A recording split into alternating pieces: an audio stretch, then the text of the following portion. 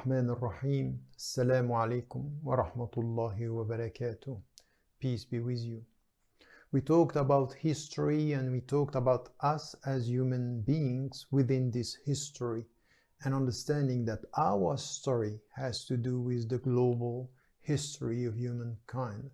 So here we are now. We talked about the first circle, and the first circle is us, is this connection that we have with God, this relationship that we need to nurture through our own education and remembrance, and understanding that to be chosen to serve the one means to educate oneself in order to serve humanity.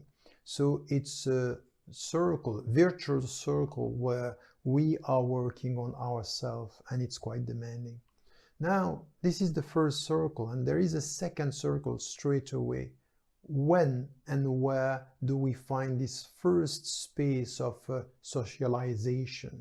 We talked about الَّذِينَ آمَنُوا وَعَمِلُوا الصَّالِحَاتِ, those who believe and do good deeds, understanding that it has to do with our actions within our society.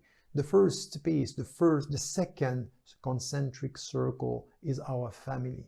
The way we are with our parents, the way we are with our kids, the way we are with our husband, and the way we are with our wife. It's in this dimension. Now we are talking about us as human beings, as children. This is where we first socialize and we are getting this education. And we know how much our tradition, the Islamic tradition, is telling us about the relationship that we need to get with our parents, the way we have to respect. And you remember the hadith where with whom should I be the most generous and attentive is with your mother, and your father, meaning that there is a special connection, a special respect due to your mother and your father. And أنت ومالك ولأبيك, said the Prophet ﷺ, you and your money, you belong to your father. Not in an absolute way, just making the companion understand that you have to serve your father, you have to serve your family.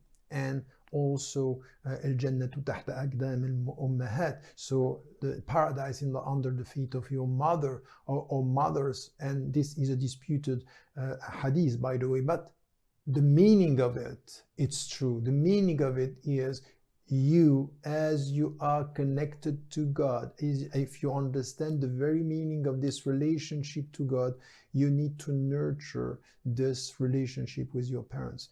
And at the same time, it's within this first space that you will get almost everything. You know, pedagogues now, psychologists, psychoanalysts are working on what is happening during the first days, even before you were born. Before we are born, many things are happening. So these things have an impact on us. And even if you look at Jung, for example, he's talking, it's not only during this life, it's even generations before you that have an impact on who you are now. So not only the past or the past before our own past has an impact on us and on the family, and then our family has an impact on us, and this will have a great impact on the way we are going to deal with ourselves and deal with our surrounding society. So this is where also through this education, in this space within the family, is there a space for dialogue? Is there a space for discussion, for questions, for translating this love into words, or hearing things, or being able to understand? All this, it's part of our story within history, our personal story. So as I said, in order to be able to deal with this surrounding world, you have to deal with yourselves, but you have also to consider the second circle, where you can have this impression that you belong to your parents. In fact, the first sentiment is, okay, I'm coming from this, I'm coming from God as the essential link, and I'm coming from my parents as the second physical link. So there is a spiritual link to God and a physical link to the parents. And this is connected in Islam. Ar-Rahman, the spiritual link, Ar-Rahman, the most merciful, and Silat al-Rahim, which is this relationship between parents and between us and our relatives, and the special link that we have to nurture and understand. Having said that, we come to the Quran and we read in the Quran what is again asserting and explaining and repeating this special relationship that you need to have with your parents. أعوذ بالله من الشيطان الرجيم بسم الله الرحمن الرحيم واعبدوا الله ولا تشركوا به شيئا وبالوالدين إحسانا وبذي القربى واليتامى والمساكين. Worship God and ascribe no partners to Him, and be good to the parents and the relatives and the orphans and the poor. So here there are many connections that we need to get. First, وَاعْبُدُوا اللَّهَ وَلَا تُشْرِكُوا بِهِ شَيْئًا. Once again is the central and fundamental pillar of التوحيد, the oneness of God that you have to believe in. And straight after this, repeating this, وَبِالْوَالِدَيْنِ إِحْسَانًا. You should be good with your parents, as if there is a clear connection. Once again, the way you are going to get this happiness in your relationship to God through this demanding process of being coherent and consistent with your own principles. Straight after this, there is this peace within the family. This internal peace within the family, this is the first space where you are socializing. So we need to translate this into this understanding. There is no way for you to get to God without respecting your parents. So it means also that not only it's important for the children, it's also important for the parents to understand that they have responsibilities within this first circle, because they will have an impact on the children themselves. And then there is a connection with the qurba, the relatives, and the orphans, because the orphans, they don't have parents, and you should show respect and solidarity and generosity towards them, because there is a connection between God, your parents, and then the orphans, and then the poor and the needy people, and even your relatives within your family. So you need to get this whole picture to understand in which way الَّذِينَ آمَنُوا وَعَمِلُوا الصَّالِحَاتِ within this first circle. So in fact, as much as you have to harmonize everything within yourselves, you also have to do it within your family. You need to show this respect out of love, out of dignity, out of this deep understanding that this is connecting us to your parents and to God. But you have to be intellectually vigilant. You have to be aware. It's not a blind following of your parents. Yes, you belong to your parents in a physical way, but spiritually speaking, intellectually speaking, you belong to your principles. And if they are right, you will be with them. But if they are wrong, you can't follow this. And this is what we find in the Quran. بعد أعوذ بالله من الشيطان الرجيم بسم الله الرحمن الرحيم ووصينا الإنسان بوالديه حملته أمه وهنا على وهن وفصاله في عامين أن اشكر لي ولوالديك إلي المصير وإن جاهداك على أن تشرك بي ما ليس لك به علم فلا تطعهما وصاحبهما في الدنيا معروفا واتبع سبيل من أناب إلي ثم إلي مرجعكم فأنبئكم بما كنتم تعملون.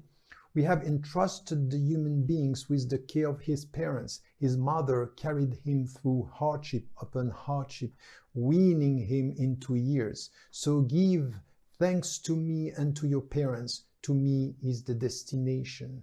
But if they strive to have you associate with me something of which you have no knowledge, do not obey them, but keep them company in this life in kindness and follow the path of him who turns to me. Then to me is your return, and I will inform you of what you used to do. Look at these verses. Here it's something which is once again explaining the relationship that we have with our parents, with our mother here that you have to show respect, and after again relying on the very tawheed, this is where you have to deal with the reality of this tawheed. And then you have to be good with your parents and to remember the hardship upon hardship. For 2 years when you were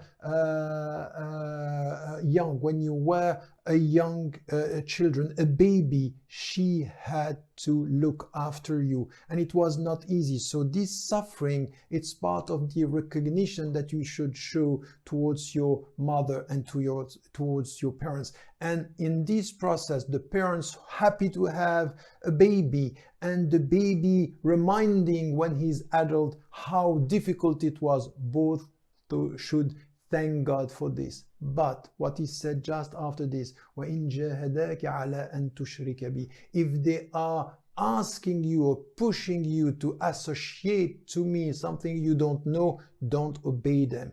Meaning, yes, you have to love them, to serve them, to be at their service, at the limits and within the limits of what is right. Because if you end up accepting out of love injustices and wrong principles, this is going to be the end of everything, because it means that your love is blind and your acknowledgement of what is good with God could be bad with your parents. That couldn't be. So at this point you have to say no, you have to resist, you have to be vigilant and aware of God's principles in the way you deal with your own parents, in the way you deal with your family. So within the family, the first space of socialization, this is where you need to get it right.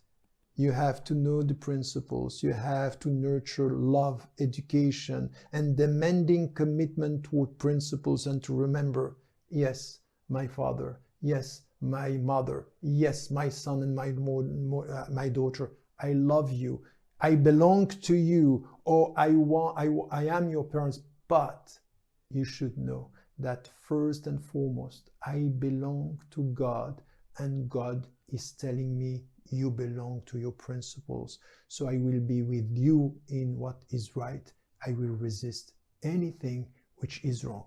And still, what is said in the verse, just accompany them in this world. So don't cut. Don't just cut because they are not good. You have no right to cut, because if you cut the people when they are bad, they will continue. But if you go along and you are good with the people who are doing bad, you will helping to change and to reform themselves. So your presence along the road will help them to be and to become better human being. This is the way you serve as well. Don't forget to tell the people you love that you love them. Life is fragile.